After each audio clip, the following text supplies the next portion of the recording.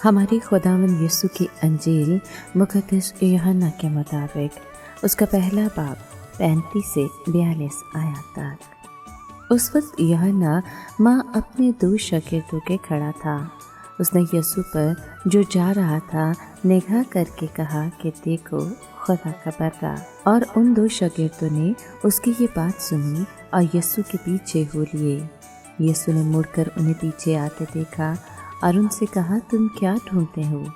انہوں نے اس سے کہا کہ ربی یعنی اے استاد تو کہاں رہتا ہے؟ اس نے ان سے کہا آؤ دیکھ لو۔ بس وہ آئے اور جہاں وہ رہتا تھا دیکھا اور اس روز اس کے ساتھ رہے، اور یہ 10ویں گھنٹے کے قریب تھا۔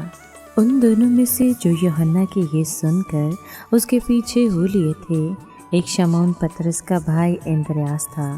اس نے پہلے اپنے ہمشیر شمعون سے مل کر اس سے کہا کہ ہم نے مسیح یعنی المسیح پا لیا ہے۔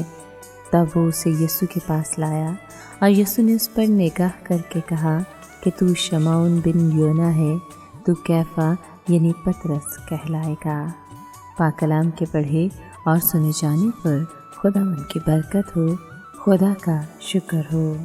عزیز دوستو، یوحنا کے یہ 2 شاگرد فوراً خدا کے بارے کے معنی کی گہرائی تک نہ پہنچ سکے، لیکن جس نگاہ سے یوحنا نے خدا کے بارے کو دیکھا، اسے دیکھتے ہوئے وہ بھی چاہتے تھے کہ یسوع کو جانے جو دنیا کے خداوند اور منصف ہونے والے تھے، اور ساتھ ہی ساتھ بنی نوع انسان کے لیے اپنی جان قربان کرنے والے تھے۔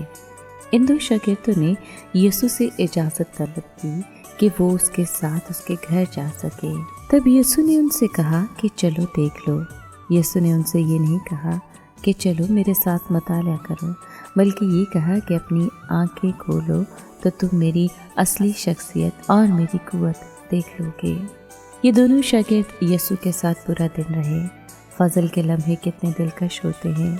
یوحنا نے گواہی دی کہ اس مبارک دن کا 1 گھنٹہ ان کی زندگی کا نہایت فیصلہ کن لمحہ تھا۔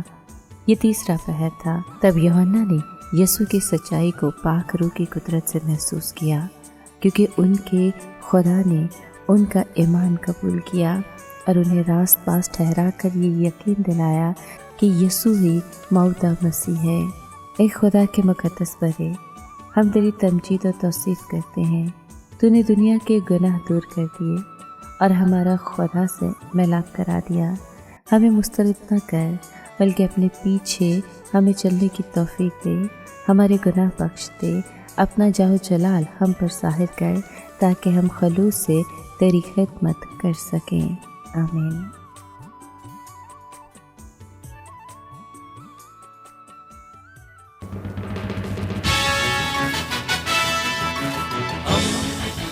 دوستی کا پیمبر، ریڈیو ویریتاس ایشیا۔